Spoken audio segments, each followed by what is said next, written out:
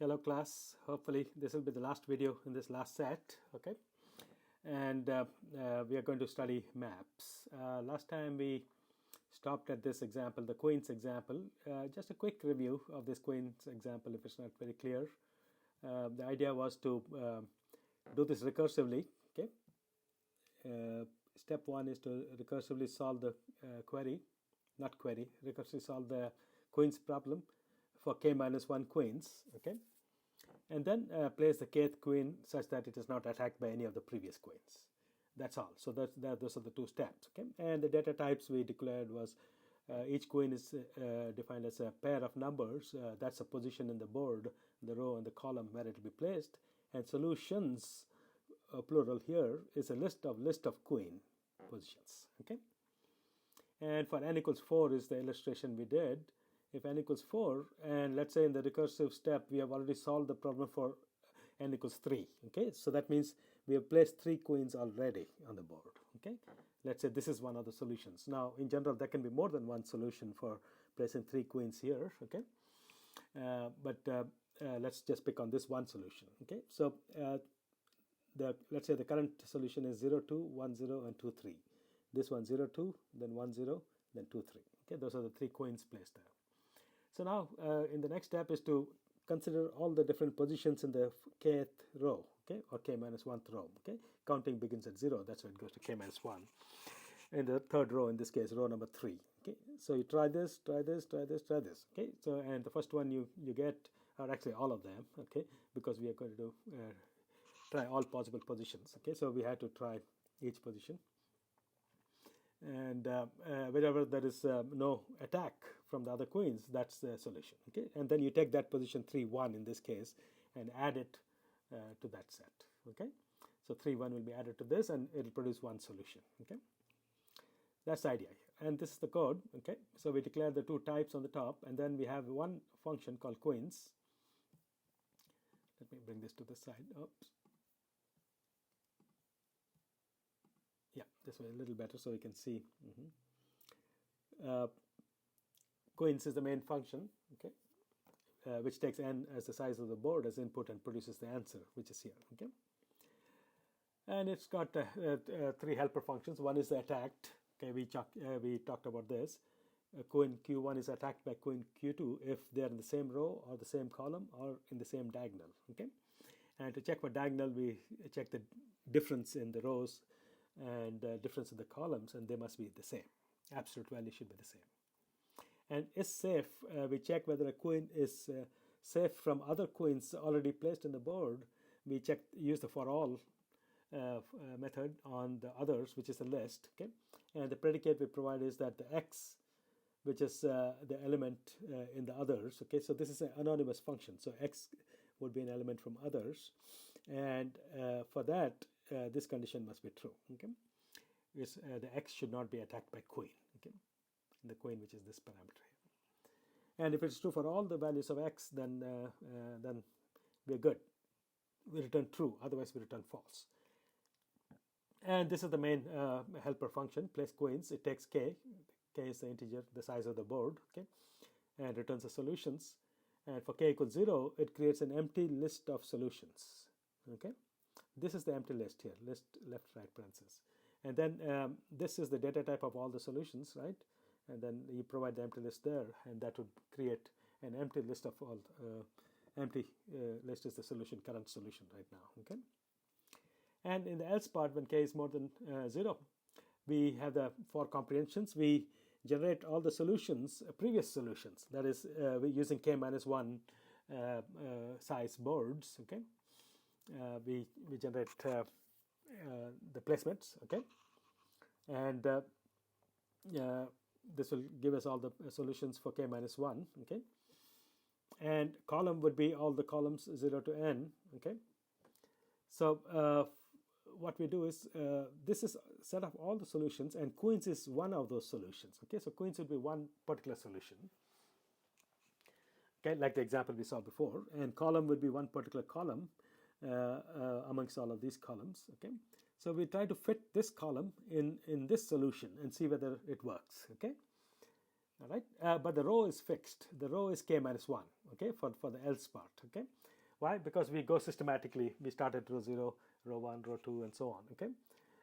Or in this case, backwards, recursively, we do row k minus 1, row k minus 2, row k minus 3, and so on until we reach the k0, in which case we get the empty solution, and then after that we start rewinding the recursion at this point, okay.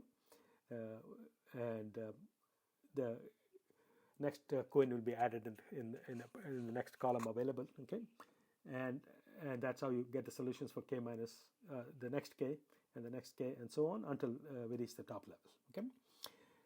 All right, and what do you yield in the answer? Queens was already the previous solution, right, with k minus 1, and then we add k minus 1 comma column, okay. So in the next row, in this particular column, we find the solution, okay, because that's where it's safe, right? In k minus 1 column is safe to add. So that's this. And then, of course, we call this place queens at the end of this with n, okay, where n was a parameter there, okay, and this will produce the final solution with all the solutions, okay. And last time we ran that and we saw there were two possible solutions for the n equals 4, okay. All right, that's a quick review. Now we get to the last topic, and that is Scala maps or dictionaries, okay. A map, all of us know, we've been using it a lot in Python, also possibly in Java, right? It's a set of key value pairs, okay. Can be written like this, or it can be written like this, okay, with a comma.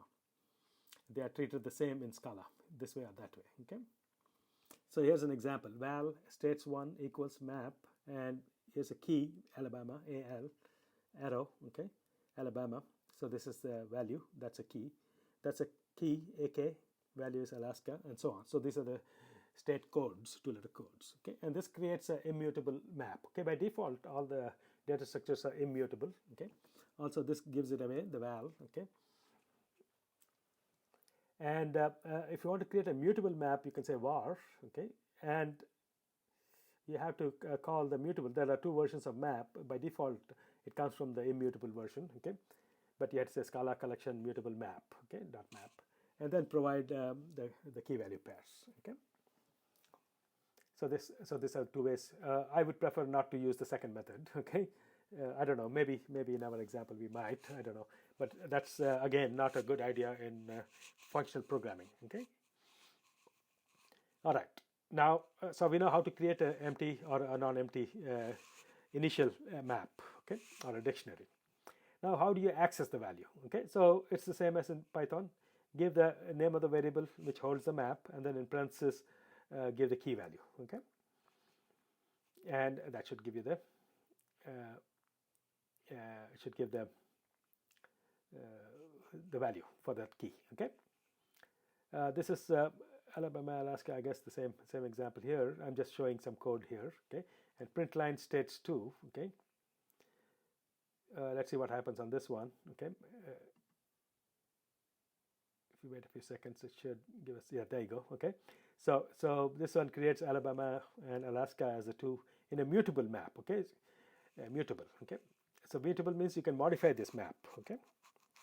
So you can see that it's a mutable map, and it goes from string to string. The key value is string, the value is the key is string and value is string, okay. AK to Alaska, Alabama to this one, okay. Now this is how you add a new one or more elements into the map, okay. Now only on a mutable map. You cannot do this for a. So this plus equals assigns into states to these two values as well, okay. So, and minus equals is subtracting, removing this key from that key value pair, and print line. So let's see what happens on this one. You can see that the two new values have showed up, okay. Now the order is not the same as which it has, okay. Order can be mixed up because of the hashing which takes place, okay. And then from this I want to take away Alabama, right. That's in the next one, minus equals. You see that Alabama is gone, okay. And you can also take away more than one item. So Arizona and Colorado, let's say we take away those two, minus equals, and in parentheses, in like a tuple or something, you can provide more than one value, and that will remove that, and it'll be left with only Alaska there, okay. And then if you want, you can modify that states to, and this is another way to actually add, insert, okay, rather than say plus equals and then provide the key value pairs. You can say this sub key equals value, okay. That's another way to add it. And when we add this, we'll add Alabama, and not add, actually we are updating. So in this case, we are not adding a new value, but we are changing the value for this key, AK. So we're going to make AK as Alabama, okay. And that's not right, correct? I mean, in geography, but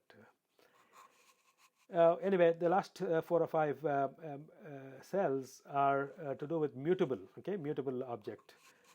Ideally, we don't want to use them, but if you had to use, this is how you would add and subtract elements from a map, okay.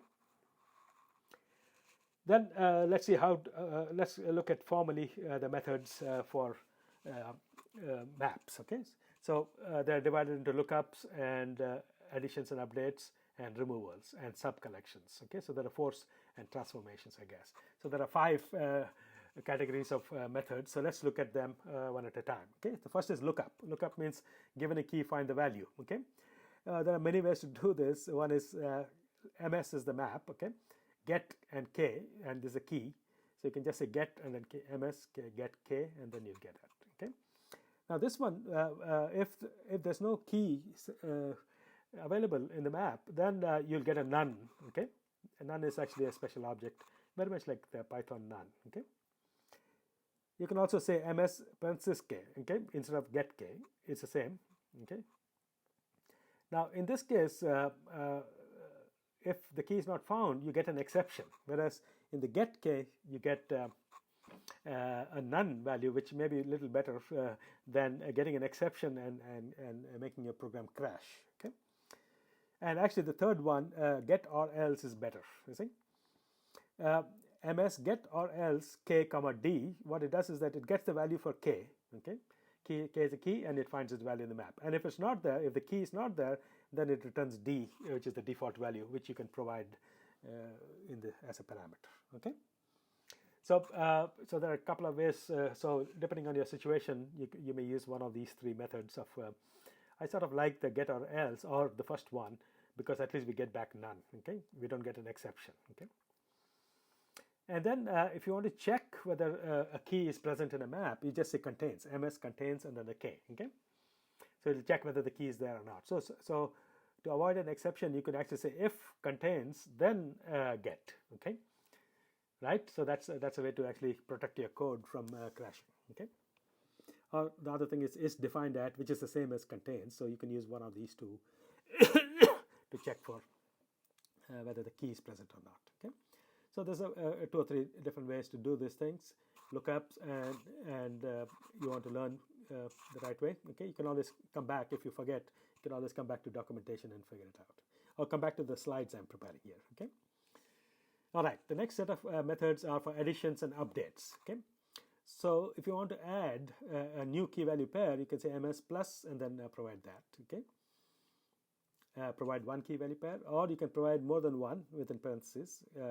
Okay, so it'll add these guys to the map. Okay.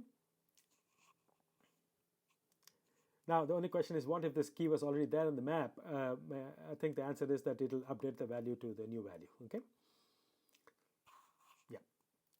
So the map contains all the key values plus the new key values. If the key value clash was there, then you can try it out, but that's probably what it does. Okay.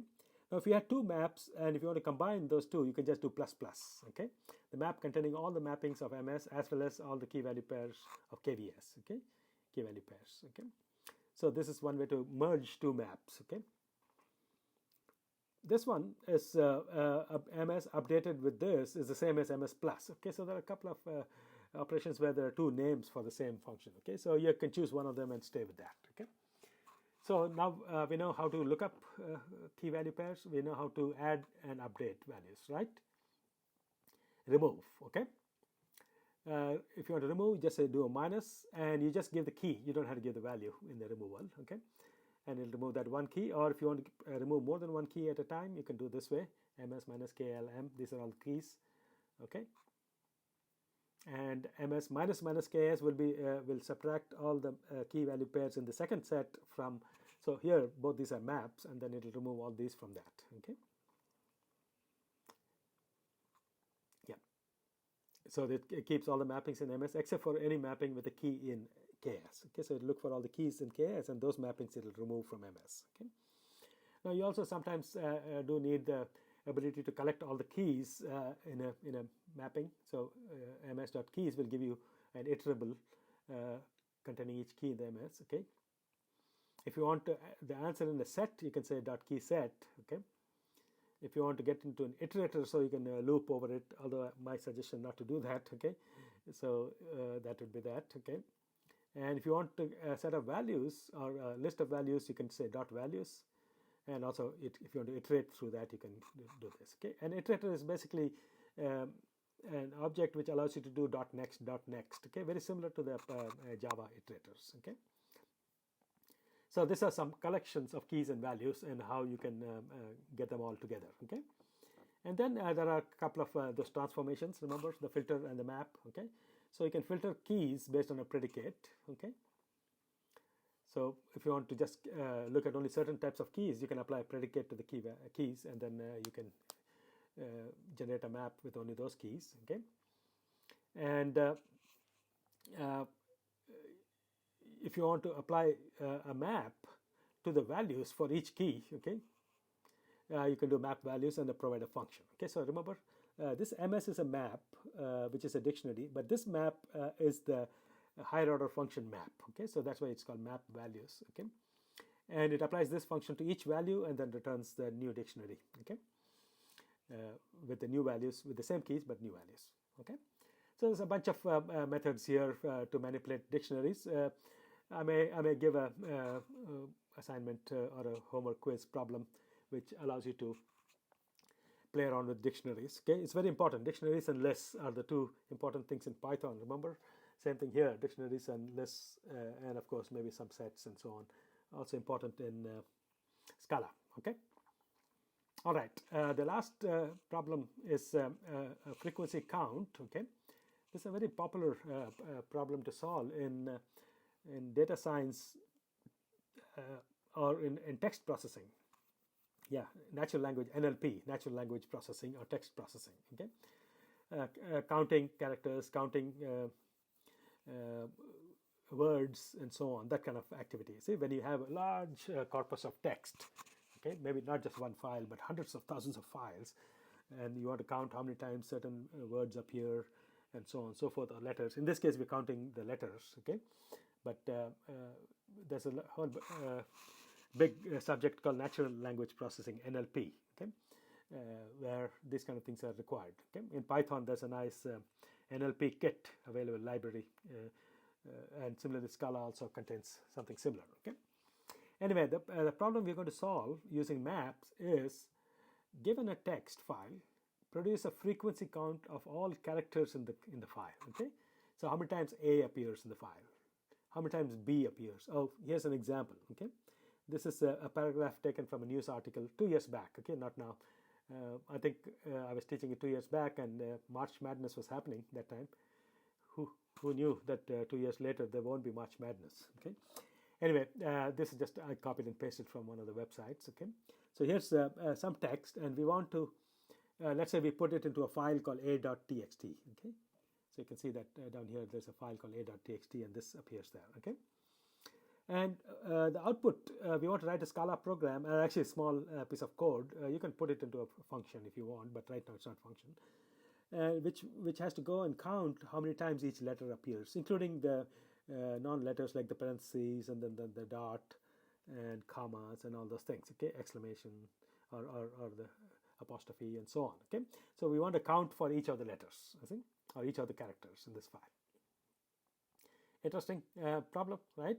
So let's see how to do this. Now, if you had to do the old traditional way, you'll open this, put it into a string, and then you'll set a for loop, and you'll probably define a dictionary somewhere, and then set everything to 0 there, and start increase by 1. If this is this, then you do that, and so on and so forth, right?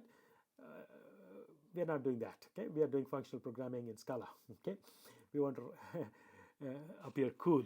Okay, we want to appear cool, and the way you appear cool is to do the whole problem in 2 lines of code or 3 lines of code, whereas somebody else is struggling with 40 lines of code where there's a loop and they're struggling with how to set up the counters and this and that. Okay, that's how you look cool. Okay. Anyway, here's the solution. All of the solution is there in the 4 lines. Okay, and actually 2 of those lines is just to read the input. Okay, so the last 2 lines are the solution here. Okay, so let's see how this works. Okay. So we have this file in a.text. Okay, this content. Okay, we are using scala.io.source import. Okay, and source is a package available in Scala. Okay, somewhat like an input file. So it can open text files and get lines and then create string. And I mean basically read from text files. Okay, this particular package allows you to read. And here's again, we won't get into the details because our focus is on the next 2 lines, not the first 2 lines. Okay, this line is not the focus of this class, although it will be good to know how to do these things in Scala if you're going to be programming a lot more in Scala. Okay, so source.fromFile, source is a object class given to us, okay, in the IO library of Scala. And .fromFile will take a name of a file and then it will open it and be ready to read. And if you want, you can read line by line. Get lines would get you all the lines into probably a long string, a long list of lines, okay, a big list of lines, okay, or a sequence of lines. And there is a make string method, mk string method, which takes a long list of strings and then it combines all of, each line is of course a string here. It combines all of them into one big string. Okay. Anyway, at the end of this first line of code, S will contain all of this text as a string. Okay, it's a long sequence of characters. Okay, that's what S will contain. Okay, so so you may want to sort of memorize or come back to this piece of code if you're going to do text processing in Scala in the future. Okay. Anyway, S is the string, long string, which contains all the characters, starting from the U, capital U, all the way up to the dot. Okay, including the new lines, \n, and so on. Okay, there are some new lines here and so on, or any other special characters like tabs and so on. Okay. All right, now let's look at the next line. Next line basically it's just defining an empty map. Okay, so basically yeah, it's an empty map. Okay, and the map has a key which is a character. Okay, so that's the character. So this is how you specify the data type of a map. Map square bracket and then the key data type and the value data type. So the key would be the character, right? So like the letter or the S or the A or dot or one of these characters, you see. And the int will be the value, which will be how many times it appears in the map. Okay, so that's the data type. And we put left right parenthesis to indicate that it's an empty map. We don't initialize it. Okay, if you want, you can initialize with some key value pairs here, but this is how you initialize an empty map. And there's an option to provide with default value 0. Okay, I think it can work without that too, but I think in some cases when you're trying to add something and there's no value, 0 could be used. Okay, but anyway, this is an empty map right now. Okay, I think the default value is probably important here because we do do a +1, and if there was no key value, then the 0 + 1 will happen. Okay, so I think this is important to have with default value 0. That means that anytime you try to access a key without a value, then the 0 will be used in that case. Okay. Anyway, this line also is nothing, not a big deal. Okay, so it's just creating an empty map. Okay, and the first line of code is just to read into a string. Okay, so far nothing has happened. Okay, and this one line of code will do all the magic. Okay, the magic of finding the answer for the solution. Okay, so let's see what is happening here. Okay, so it's using the fold left. Okay, remember the fold left.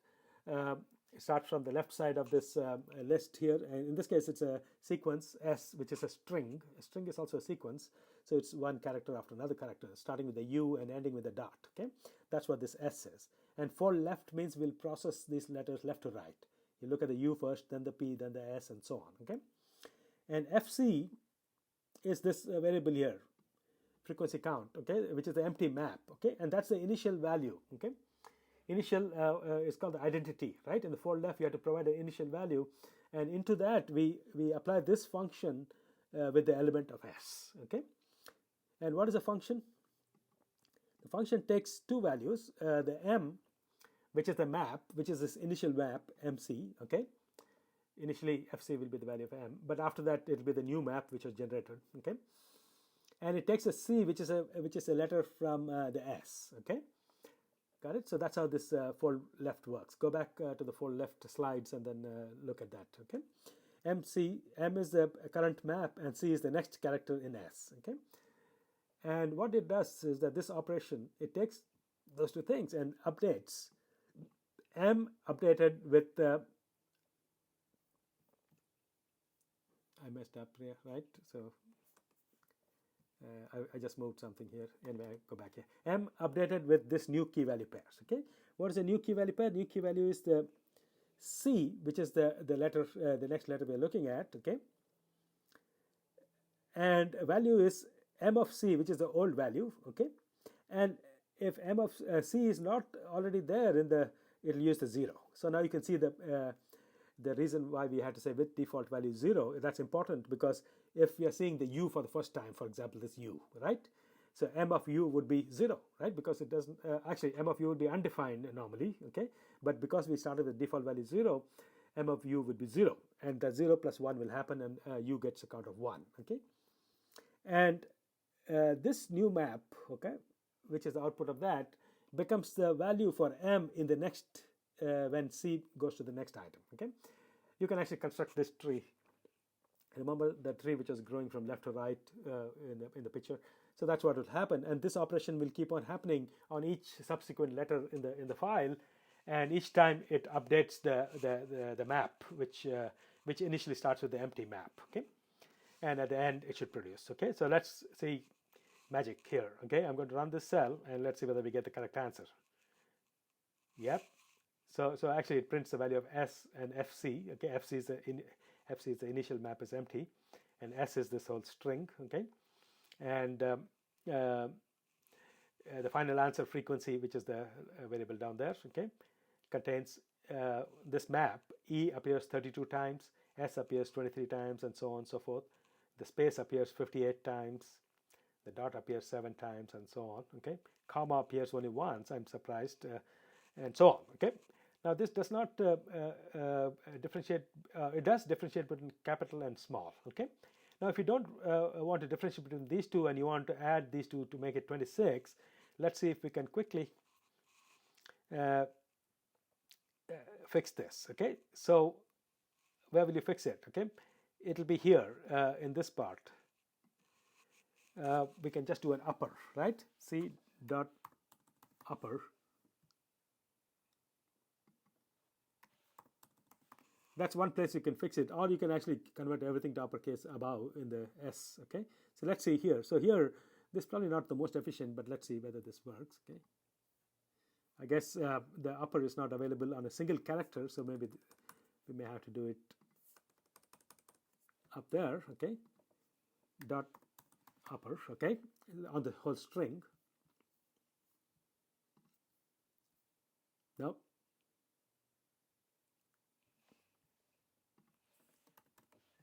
Let's try a few more. Okay, no, that's also not good. Okay, so this one probably is not a string, but it is, although it says make string. Okay, let's do it without that and let's see the data type for that. Okay, no, it is a string. Yeah, let me quickly check the upper method. Okay, interesting. I should have, or maybe this is your homework, right? Let's define some other string. SS equals A, B, C, okay.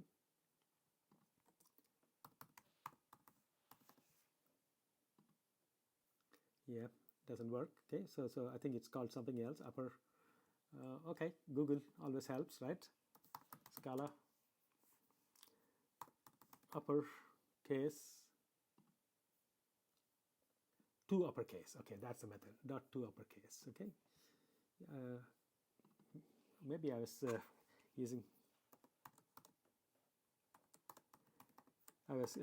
working on Python yesterday, and maybe that's why I remembered that. Okay, yeah, it does the dot to uppercase. Okay, so I think if you want to do that, we probably want to do it here. Dot to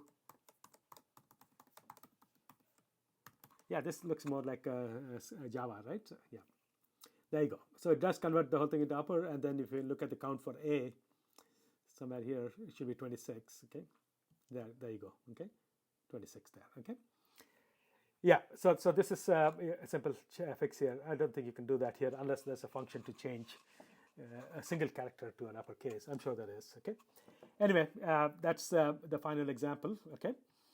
And I believe this is it, okay? This is all I wanted to teach about Scala in 4 sets of videos, okay? So I think it was 3 and 3 and 5 and 5. So 16 videos on each of them about 30, 35, 40 minutes, okay? I hope you have fun, yes, and I hope some of you, or many of you, or all of you start writing functional code in your future career and so on. And also, I hope some of you will encounter Scala at the company you work. Okay, there's a lot of companies who, especially the companies which do big data, they are moving towards Scala quite a bit. Okay, it's a very neat. If I don't know if you have worked with big data, there's a framework called Spark, Apache Spark. Okay, and Spark is a terrific framework to do big data processing, and it's Scala. The Scala has a fantastic implementation of the Spark architecture, Apache Spark architecture. You see, Python also has, but Scala is much superior. You see, so that's why Scala is a go-to language for big data processing. Okay. All right, good luck. I'll be in touch on the remaining part of the semester. No more videos. This is the last set of videos I'm going to post, but I may post some FAQ, help, hints type of videos, maybe a few more for the remaining part of the semester. Okay, take care.